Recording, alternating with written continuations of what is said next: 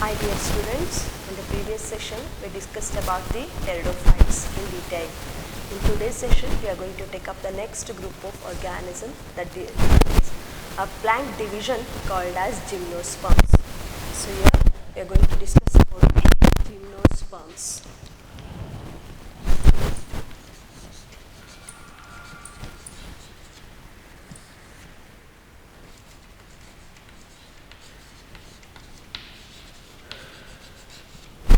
Gymnosperms. Here, these are coming under the group called as spermatophyta. Spermatophyta. As we know that in the classification process, they have been classified generally as Thallophyta, Bryophyta, Pteridophyta. In the same way, last one Spermatophyta. Again, those the Spermatophyta divided into two. Those are Gymnosperms and Angiosperm. So that these are coming under a group called as Spermatophyta. The first is Gymnosperms and the next is Angiosperms. And here the word gymnosperm came from a Greek word gymno refers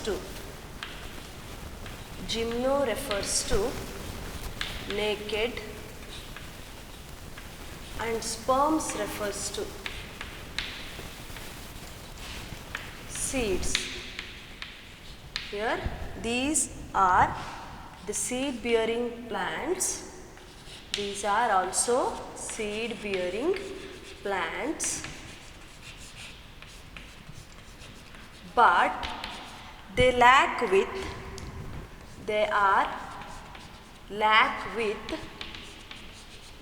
fruit and flowers.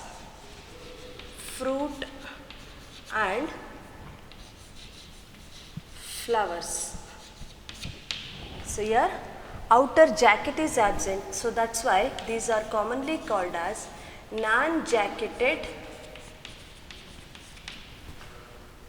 plants or non-jacketed seeds anta kuda karitivi. Here the fruit is acting as a jacket, so that's why these are commonly called as non-jacket seeds. However, here the examples for this is a best one cycas, pinus, ginkgo, cycas, pinus, ginkgo, and later many other examples. We will discuss about the classification later. Here why I am taking these two, cycas, pinus and ginkgo. So here out of these three, pinus and ginkgo are said to be living fossils. Living fossils, because even these organisms are present but they thought to be extinct. Already ಎಲ್ಲೂ ಕೂಡ ಮೇಲೆ ಇಲ್ಲ ಅಂತ ಹೇಳಿ assumption ಆಗಿತ್ತು. Later they have been again rediscovered. So and moreover this number is more in the previous time. That means about 200 million years ago, 200 million years ago, ಅದನ್ನು ನಾವು generally ಬಯಾಲಜಿನಲ್ಲಿ MYA ಅಂತೇಳಿ ಕರಿತೀವಿ. 200 million years ago, these gymnosperms are dominantly making the vegetation, dominantly spread as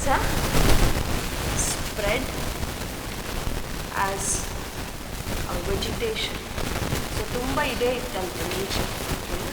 So ಹಾಗಾಗಿ predominant vegetation present on earth is by these gymnosperms. So that's why 200 million years ago they become a dominant vegetation found on earth ಅಂತೇಳಿ ಹೇಳ್ತೀವಿ. Okay. So next one, these are commonly called as intermediate organisms, intermediate species or organisms between a lower pteridophytes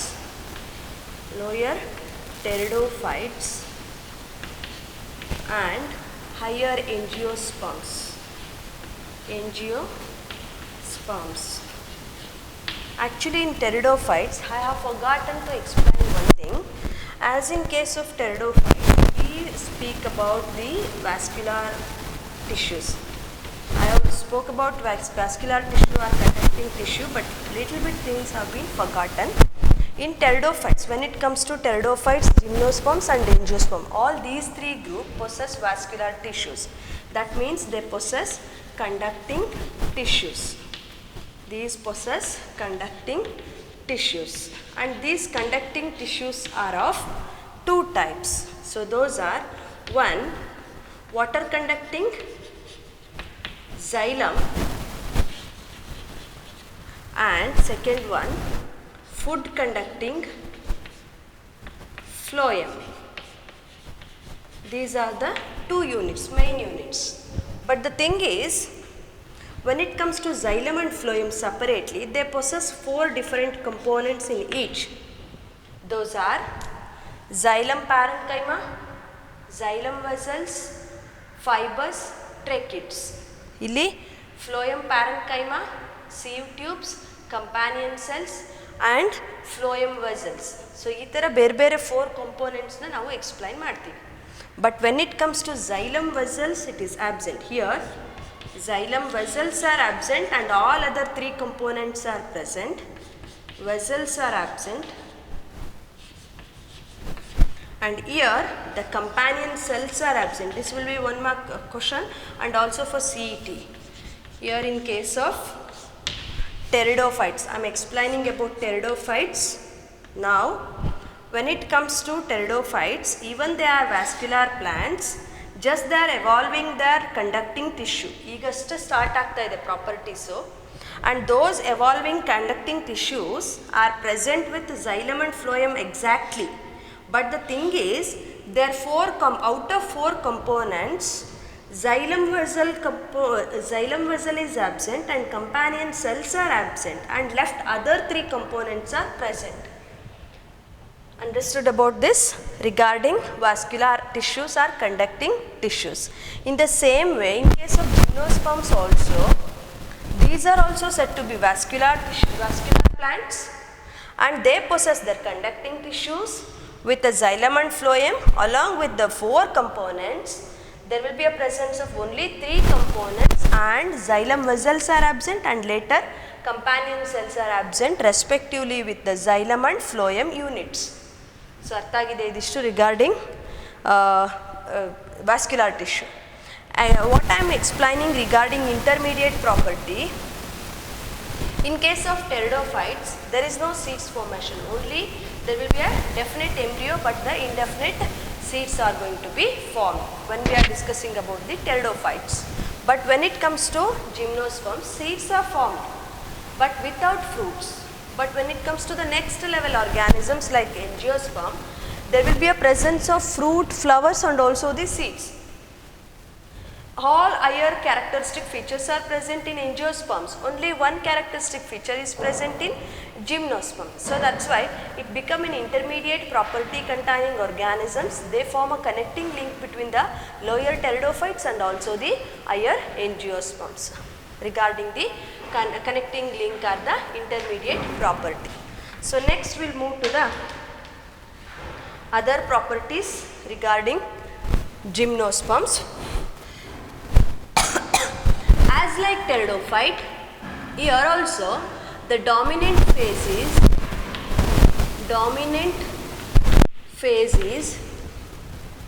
here the dominant phase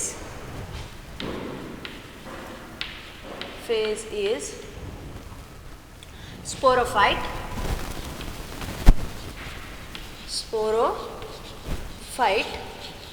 and the next stage is followed by gametophyte. The next is followed by gametophyte. See, their majority of the life cycle is going to be completed in a sporophytic condition, and later with a followed a very short span of gametophyte. So that's why in case of gymnosperms also, there will be a presence of a short gametophyte stage, and the largest are a very long lifespan of a sporophyte, right? So regarding the sporophytic and the gametophytic stages, and here you can find the presence of true root system, true roots, stem and leaves. True root, stem and also the leaves. Where in case of roots, we can able to find out the presence of one of the condition called as mycorrhizal association. Mycorrhizal association. The roots of pinus, the roots of pinus is going to make an association, symbiotic association. Pinus makes symbiotic association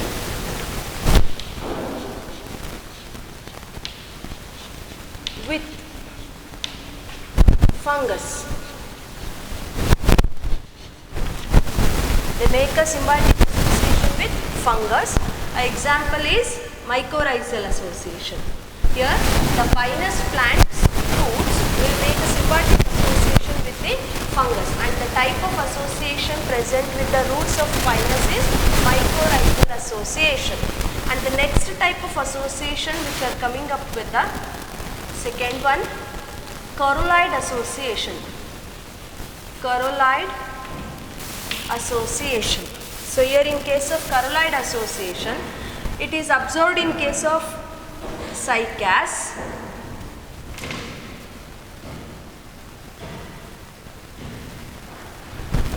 it is observed in case of cycas, but there will be a presence of a symbiotic association with nitrogen fixing bacteria called as cyanobacteria. Nitrogen fixing bacteria, a symbiotic association with nitrogen fixing bacteria called as cyanobacteria. Cyanobacteria. Right?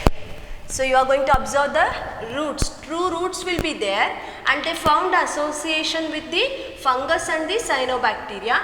If they make a fungus association with the pinus, and they are called as mycorrhizal association, and in the same way the cyanobacteria, a nitrogen fixing bacteria which makes association to form a corolloid type, and later they found in case of cycas. See, when it is about the mycobient and phycobient, I have clearly insisted you all to write it as a mycobient with a fungus.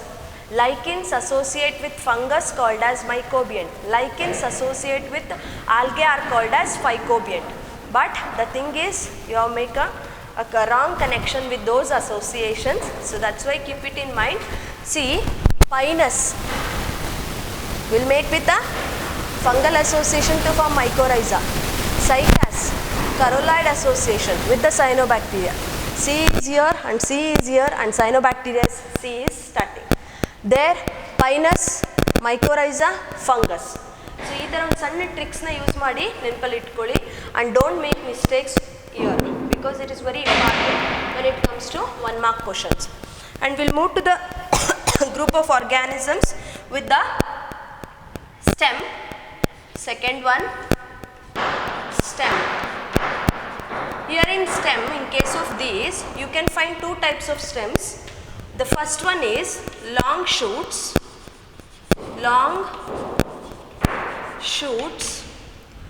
and second is dwarf shoots. Dwarf shoots. See, we will observe it through one diagram. We are able to find out the presence of a cone-like appearance of the stem first, and later there will be a presence of long shoot with the terminal bud which is continuously growing. and some branches are coming up in acropetalous manner, where the long branches which are older one present at the lower base and short branches which are younger one present are coming up the coming in the next succeeding way. See, this is older one and this is younger one, and this is a longer one and this is very shorter one. So in this type of association can be observed, or the arrangement can be observed. So that is said to be acropetalous manner of acropetalous arrangement. Arrangement of leaves are the branches. So you can take any one, because you are going to observe this in leaves also, or in case of flowers also, or it may be branches also. So here, if the presence of older and longer branches or flowers or maybe leaves, then they are called as lower, presence is lower, and the other which is coming nearer at the terminal tip, growing tip, and which are very shorter and they are younger, and this type of arrangement is called as acropetalous manner of arrangement, right. So regarding this, you can find the long shoots, which is a main axis, which is a main axis. So here the long shoot will be the main axis, and these are coming with the branches. And here, in case of this long shoots, there will be a presence of terminal buds, but there is no terminal buds, no tip is present, no tip is present. So particular tip anta irodilla yavaga dwarf shoots ge. And the last point here, they show unlimited growth. That means they are continuously growing. If you see this Christmas tree, so ನಿಮ್ಮ ಮನೆ ಹತ್ರ ಅಥವಾ ಎಲ್ಲರೂ ಡೆಕೋರೇಷನ್ಗೆ ಅಂತೇಳಿ school ಹತ್ರ ಎಲ್ಲ ಬೆಳೆಸಿರ್ತಾರೆ, that is Christmas tree ಅಂತೇಳಿ ನೋಡಿರ್ತೀರ ನೀವು. ಅದು ಕಂಟಿನ್ಯೂಸ್ ಗ್ರೋತ್ ಆಗ್ತಾ ಇರುತ್ತೆ. Central main Axis is growing continuously, but other branches which are growing, they show limited growth, and after some time they just shed off from the main axis. So ee tara ನೀವು ನೋಡ್ತಾ ಇರ್ತೀರಾ, and you can find the presence of continuous growth in the main axis. That's why it is called as unlimited growth. Unlimited growth. Long shoots exhibit unlimited growth, and they possess terminal buds and are present in the main axis. And when it comes to the dwarf shoots, they show limited growth. For some time they grow and later they stop growing. So regarding this, and later in this diagram only we can find the leaves. So here leaves are of three types. Leaves are of three types. So first one, scaly leaves which are present on a main axis and are brownish in color. So like this, there will be a presence of leaves which are little bit harder one, and they are brownish in color, which are present on the main axis. And these type of leaves are called as scaly leaves. These type of leaves are called as scaly leaves, and these only helps in protection. These only helps in protection. And the second type of leaves will also be present. There are three different types of leaves. Second type of leaves which are greenish in color and are present needle like. They look like a needles and are present on the dwarf shoots, at the edges of dwarf shoots. And these are needle like structures and are called as foliar leaves.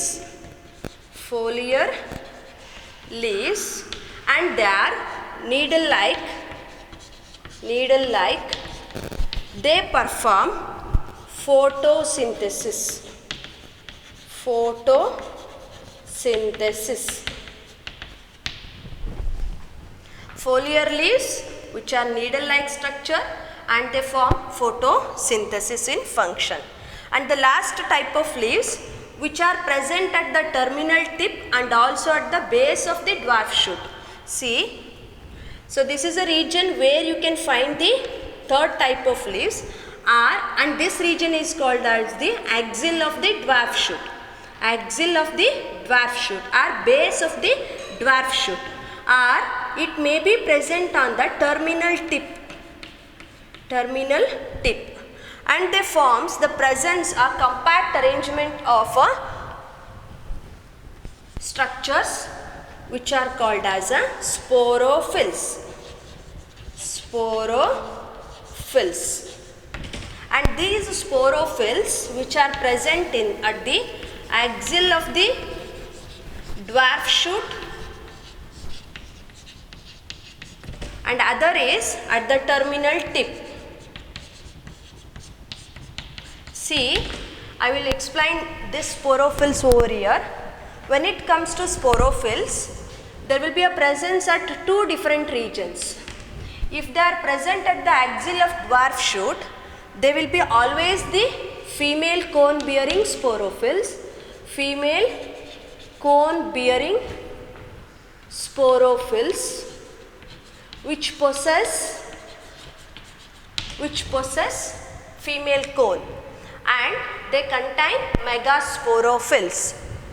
And the second one which is present at the terminal tip at this position, growing tip, and are always be the male cone structures are strobalai anta kuda helidini nanu, and these are also sporophylls which are microsporophylls. The same thing will be there. Here it is megasporophylls, microsporophylls. See, when it comes to sporophylls, they will be present at two regions, axil of dwarf shoot and terminal tip. If they are present at axil of dwarf shoot, then they are said to be megasporophylls or female cone or female strobalai. If they are present at terminal tip, then there will be the male cones or male strobalai which bears a microsporophyll. Within that, microsporangia will be there and microspores are formed, megaspores are formed, and we will discuss about the reproduction and their structures in detail in the next session regarding microsporophylls and the megasporophyll with their structures and also the life cycle of gymnosperms. I hope you understood about the general features of gymnosperms and in detail about the root, stem and the leaves. And we will going to discuss about the reproduction process and the life cycle in the next session. Thank you, dear students.